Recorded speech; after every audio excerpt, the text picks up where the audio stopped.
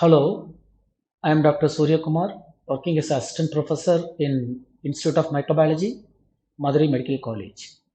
So today we are going to discuss a current topic: is RT-PCR an ultimate to diagnose COVID-19? Because everywhere we are doing diagnosis of COVID by RT-PCR, we have the doubt whether it is 100% reliable. If it is positive, shall I go for the treatment? Or if it is negative, shall I conclude it is really negative? So this presentation will throw some light on it. See here, there is a category called but negative. It's my experience. When I'm discussing with my clinicians, they used to say but negative. What is but negative? See here, sometimes they used to say, sir, patient is symptomatic. Clinically, he is having viral pneumonia, but RT-PCR COVID-19 negative. Or they used to say, second category, imaging. CT findings are typical. I can see ground glass appearance, but COVID results are negative. Or based on the history, the person is having close contact with COVID-19, but COVID-19 RT-PCR is negative. Very, very important. Many of the time I am experiencing, sir, 2 days before the patient was positive. Now I give the repeat swab within 2 days. It become negative. How? What is the reason? So this presentation will throw a light on this for but negative category. Why it become but negative? Why the test is disappointing you? You are 100% confident by clinical, imaging, history, but laboratory is uh, disappointing you. See the reasons. There's a terminology called false negative. Every test we are having sensitivity, specificity, like that, false positive and false negative. So what is false negative? The person is actually having the disease, but the test shows negative. I give the definition: someone who truly has the disease, but the test negative instead of become positive. That's called false negative. So what is the reason to get false negatives in RT-PCR for COVID-19? Number one, we call it as error. So there are two types of error. One is called natural or biological error. Another one is man-made error or human error. So there is a combination of these two will lead to false negative in COVID-19. So we'll see what are all the possible errors. Number one, reasons for false negative: pre-analytical area. That means before the sample reaches the lab from the collection center. So what are the possible errors? Number one, sampling. Choose the right sample. I used to say selection and collection are the two important pillars of diagnosis. If there is a problem in selection of specimen, game over. Collection of specimen, that's all. For example, ideal specimen for COVID patient is nasopharyngeal swab. It may present in stool, but that's not ideal specimen. Saliva, no. Oropharyngeal, okay. And bronchial fluid, bronchoalveolar lavage, sputum, tissues, blood. Lot of specimens are there, but ideal superior specimen for RT-PCR prescribed by the ICMR and governing authorities is nasopharyngeal swab selection. Number two, procedure. It should be taken in a proper way. If they're not taken in proper way, we will not get the result. Next is storage. It should be maintained 2 to 8 degree, either overheating or if it is in room temperature 30-35 degree, there is possibility of lysis of the virus. You will not get the result. Next is important thing, viral transport medium. If any substandard or contaminated, or if the pH is adjusted, there should be proper pH needed for the viability of the virus. Otherwise, the virus will lyse, the RNA will lose, we will not get the results. Finally, transportation. It should be on cold storage. So these are all the 4 important steps which happen in the collection center to laboratory. If they are not selecting the specimen properly, not taking the specimen properly, or not stored, or not using the proper viral transport medium, or not properly transported, we will not get the result. It may lead to false negative. Second, inside the laboratory, analytical error. Number 1, technique. We should use the appropriate technique as per the standard operative procedure. Any faulty technique, faulty extraction, we will not get the RNA, we will not get the proper RNA. So the result won't become positive. Next is reagents. We should use the prescribed reagents and kits at prescribed concentrations. Next is proper equipment with proper calibration. It should undergo proper quality check.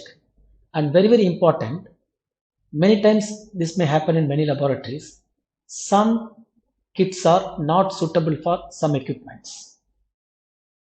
The equipment may not have the particular fluorochrome, particular dye. It's not having the particular facility to detect the particular dye, but the kit is having the particular dye. It will not detect. And always the company of the equipment, the manufacturer, they will suggest some kits, some specific specifications. We should follow the particular specification, particular kit, then only it's possible. There is mismatching of the extraction kit, PCR kit, and the equipment, the triad. If there is any mismatching, we will not get the optimum result. Next is very important, the word called limit of detection. I need to explain what is it. Every test has its limit of detection. That means number of RNA that the test will detect, minimum amount of RNA that the test will detect. For example, I am using a kit A. It will detect, the limit of detection is 100, means the patient viral load is more than 100, then only it will detect. If it is less than 100, it will not detect. Another kit I am using, it may be 500 is the limit of detection. It will detect more than 500, less than 500, it will not detect. So what will happen? Any kit, if the limit of detection is very high, we have a lot of chances to miss the case. Low positives will miss. So it may lead to false negative. Vice versa, if the limit of detection is too low, it may lead to false positive. That means it will detect the contaminants. The contaminants will get amplified. So false positive will come. So where can I get the limit of detection, sir? Every kit, if it is a properly approved kit by FDA, there is a kit insert. Inside the kit insert, they will mention clearly limit of detection is this much amount of RNA.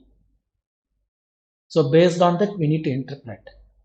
I'll give 2 examples to you for better understanding. I have kit A, it will detect 100.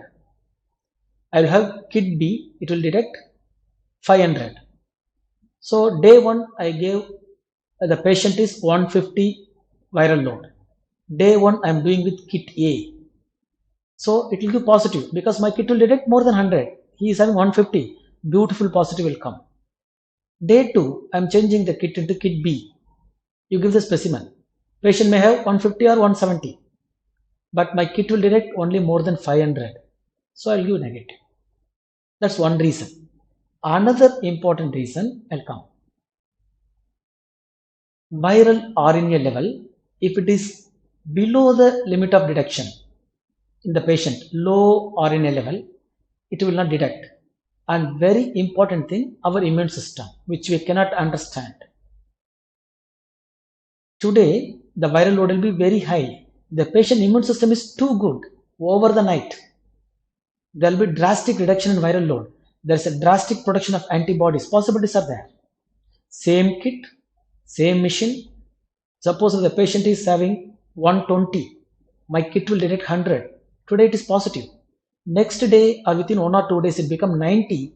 My test will not detect because of immune system.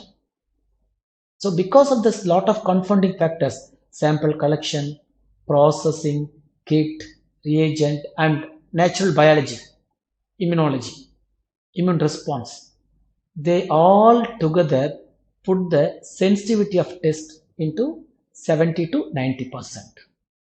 So what does it means? If 100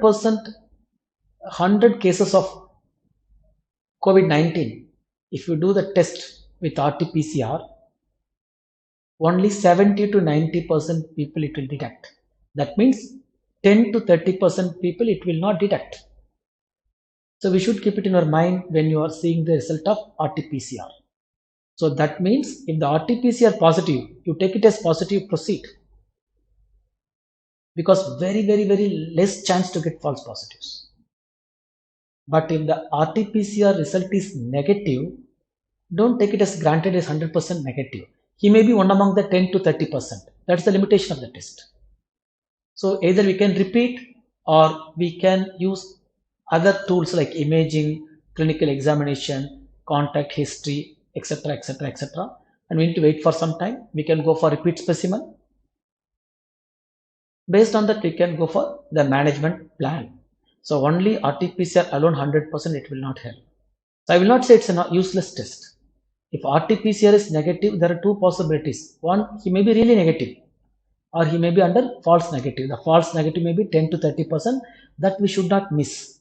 If we miss the 10 to 30%, he will go and spread the disease to the community. Okay, so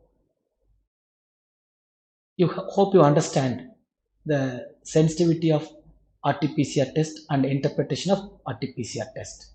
So any doubt or anything regarding this RT-PCR interpretation, you kindly contact me. My email ID is there. Thanks for watching and see you with some other videos. Thanks again.